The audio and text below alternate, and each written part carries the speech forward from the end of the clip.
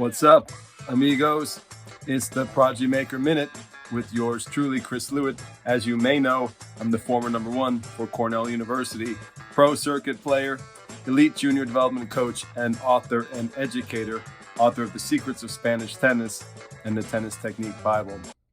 Well, we've been talking about technique and technical philosophy, junior development especially, and we're going to do a podcast this week.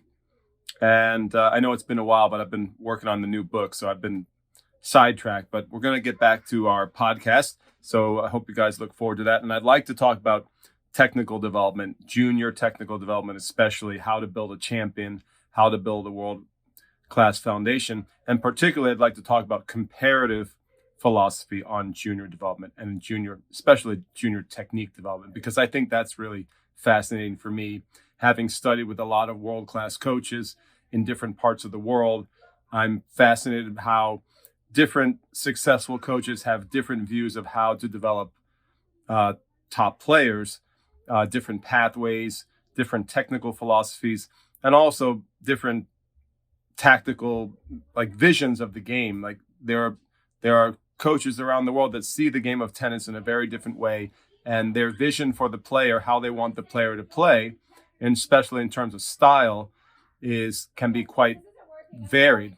So I think studying the comparative philosophies of technique and junior development, different pathways, basically comparative technical development philosophy is really fascinating. And in this Prodigy Maker Minute, just thought we'd talk briefly about the method of Robert Lansdorp, for example. And I got asked this question in our comments on one of the videos that I posted. And one of our viewers asked, what do I think of the Lansdorp method? And basically what I think is that Robert Lansdorp is probably quite brilliant.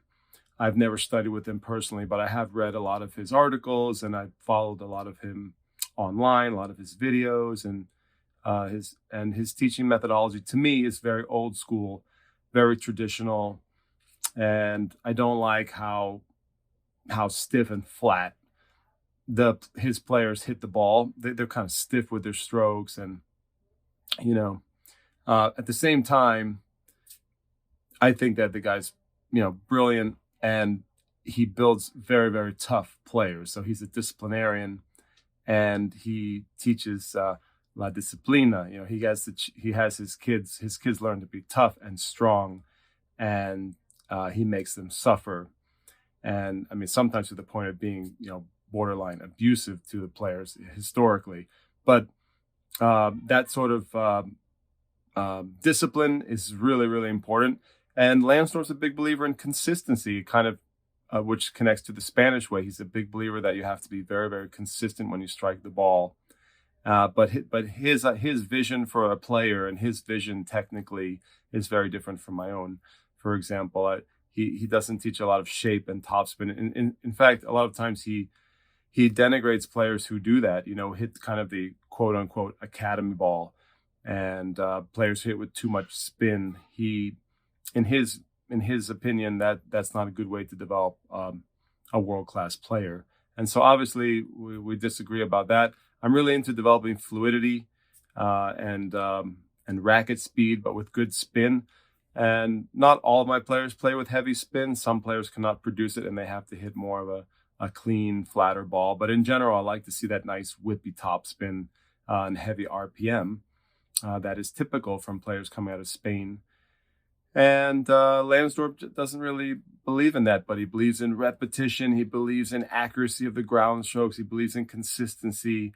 He believes in getting an optimal position to hit the ball.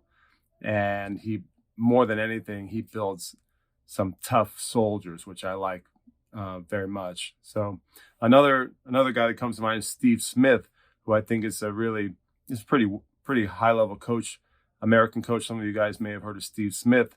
And I also think he has kind of a similar technical approach, which is really good with the repetition, really good in refining and cleaning technique.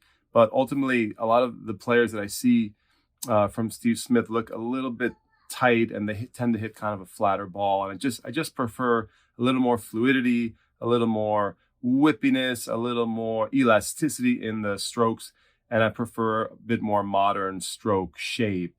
So, that's how I think about those guys. We'll be talking about different coaches, world-class coaches, and their views on development and comparing philosophies in the upcoming big show, either this week. Hopefully we'll get it done this week, guys. We'll get that out to you. If you like this Prodigy Maker Minute, please consider listening to that big show. Also, please consider subscribing to the channel. Obviously, anyone is free to enjoy this channel. This is free content that I put out for everyone, and I hope that it's very helpful. But if you could help us subscribe, that's how we get. That's how we grow the channel, and that's how we get on the YouTube search engine. We will be easier for people to find, and we will grow our audience in search results if we can have more subscribers. So that helps us a lot. Thanks if you're willing to subscribe. Appreciate it. I'll see you guys on the next program.